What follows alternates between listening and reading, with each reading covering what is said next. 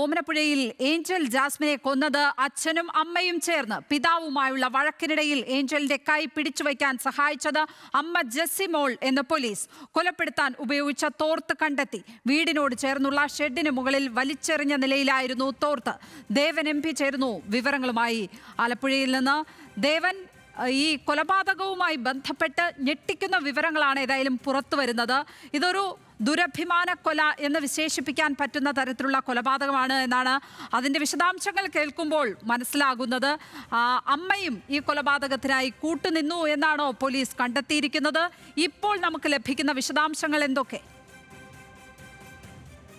ലക്ഷ്മി, ഈ ഒരു വാർത്ത വലിയ ഞെട്ടലോടുകൂടി തന്നെയാണ് ഓമനപ്പുഴക്കാരെല്ലാം തന്നെ കേട്ടത്. കാരണം ഈ പ്രതിയായിട്ടുള്ള ജോസ്മോൻ വളരെ ശാന്ത സ്വഭാവക്കാരനും ആരുമായി പ്രശ്നത്തിനൊന്നും പോകാത്ത ഒരു വ്യക്തി എന്നുള്ള രീതിയിലായിരുന്നു ഇന്നലെയെല്ലാം നമ്മളോട് സംസാരിച്ചിരുന്നത്.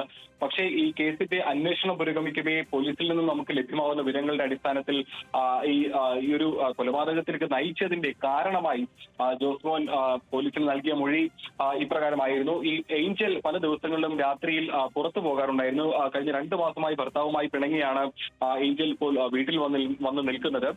ആലപ്പുഴയിൽ തന്നെയുള്ള ഒരു സ്വകാര്യ ആശുപത്രിയിൽ ലാബ് ടെക്നീഷ്യനായി ജോലി നോക്കുന്നുണ്ടായിരുന്നു ഏഞ്ചൽ.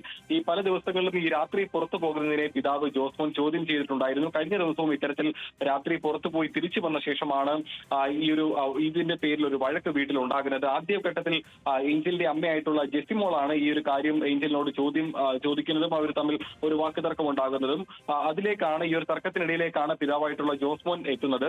തുടർന്ന് ഈ ഒരു തർക്കം ഒരു കയ്യാങ്കളിയിലേക്ക് കടക്കുകയായിരുന്നു എന്ന് വേണം നമുക്ക് മനസ്സിലാക്കാൻ. അങ്ങനെയാണ് ജോസ്മന്റെ മൊഴിയും ഈ വഴക്ക് നടക്കുമ്പോൾ ഏഞ്ചലിന്റെ അമ്മ ആ മുറിയിൽ ഉണ്ടായിരുന്നു. ഈ വഴക്കിനിടയിൽ ഏഞ്ചലിന്റെ കൈ പിടിച്ചു വെച്ചത് ഏഞ്ചലിന്റെ അമ്മയായിട്ടുള്ള ജെസ്സിമോളാണെന്നാണ് പറയുന്നത്. ആ സമയത്താണ് ജോസ്മോൻ ഏഞ്ചലിന്റെ കഴുത്തിന് കുത്തിപ്പിടിക്കുന്നതും പിന്നീട് തോർത്ത് ഉപയോഗിച്ചുകൊണ്ട് കഴുത്ത് വലിച്ച് മുറുക്കുകയും ചെയ്തിരിക്കുന്നത്. അതിനുശേഷം ഇരുവരും ചേർന്ന് ഈ ഏഞ്ചൽ മരിച്ചു എന്ന് ഉറപ്പായപ്പോഴേക്കും ഏഞ്ചലിനെ കട്ടിലിൽ തന്നെ കിടത്തിയിട്ട് മുറി പുറത്തു നിന്നും അടച്ച് പുറത്തേക്ക് കിടക്കുകയായിരുന്നു. പിറ്റേന്ന് രാവിലെ വരെയും ഈ ഒരു മരണവിവരം ആരുമായും തന്നെ ഇവർ പറഞ്ഞില്ല. അയൽക്കാരോ അല്ലെങ്കിൽ മറ്റാരെയും തന്നെ ഇവർ വിവരം അറിയിച്ചില്ല. തുടർന്ന് രാവിലെയാണ് ഈ ഏഞ്ചലിന്റെ അമ്മ ജെസ്സിമോൾ ഈ വിവരം അയൽക്കാരെ അറിയിക്കുന്നത്. അയൽക്കാർ വന്ന് നോക്കുമ്പോൾ ഇരുവരും ഈ ഏഞ്ചലിന്റെ മൃതദേഹത്തിന് സമീപം കരഞ്ഞുകൊണ്ടിരിക്കുകയായിരുന്നു.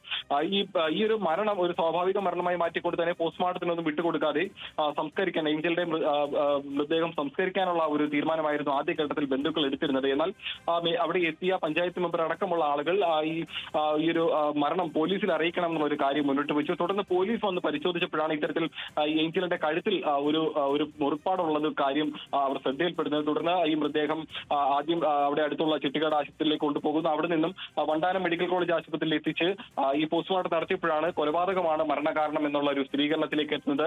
കഴുത്തിലെ ഞരമ്പുകൾ പൊട്ടിയിട്ടുണ്ടായിരുന്നു. അങ്ങനെയാണത് മരണത്തിലേക്ക് നയിക്കുന്നതെന്നുള്ളൊരു ഇതൊരു നിഗമനത്തിലേക്ക് ഡോക്ടർമാരും ഒപ്പം തന്നെ പോലീസും എത്തി. തുടർന്ന് ഇതിന്റെ ചോദ്യം ചെയ്യലിനായി ജോസ്മോനെ സ്റ്റേഷനിലേക്ക് വിളിച്ചു വരുത്തിയപ്പോഴാണ് ജോസ്മോൻ ഈ കാര്യങ്ങളെല്ലാം തന്നെ വിശദീകരിക്കുന്നത്.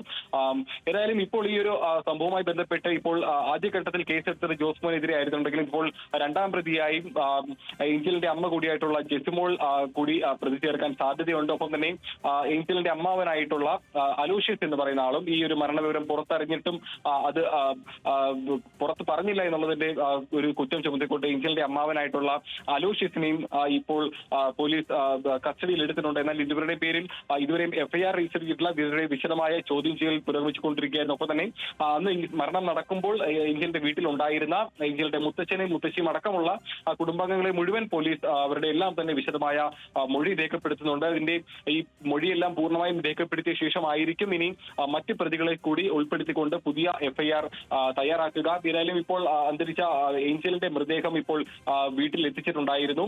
അതിനു മുൻപ് തന്നെ രാവിലെയോട് കൂടി തന്നെ പ്രതിയായിട്ടുള്ള ജോസ്മോനെ വീട്ടിലെത്തിച്ചുകൊണ്ട് വീട്ടിൽ തെളിവെടുപ്പ് നടത്തിയിട്ടുണ്ടെങ്കിൽ ഈ ഒരു തെളിവെടുപ്പിനിടയിൽ ഈ കൊലപാതകത്തിന് ഉപയോഗിച്ച തോർത്ത് കണ്ടെത്തുന്ന ഒരു സാഹചര്യം ഉണ്ടായിരുന്നു. വീട്ടിന് മുകളിലെ ഷെഡിൽ വലിച്ചെറിഞ്ഞ നിലയിലായിരുന്നു ഈ ഒരു തോർത്ത് കണ്ടെത്തിയത്. ഇപ്പോൾ ഏഞ്ചലിന്റെ മൃതദേഹം വീട്ടിലെത്തിച്ചിട്ടുണ്ട്. അതിനുശേഷം വീട്ടിൽ അല്പസമയം വെച്ച ശേഷം അടുത്തുള്ള ഓമനപ്പുഴയിൽ തന്നെയുള്ള സെന്റ് സേവിയേഴ്സ് പള്ളിയിലായിരിക്കും ഇനി അതിന്റെ സംസ്കാര നടപടികൾ നടക്കുക. ലക്ഷ്മി, ദേവൻ MP ആണ് ആലപ്പുഴയിൽ നിന്ന് വിവരങ്ങൾ പങ്കുവച്ചത്.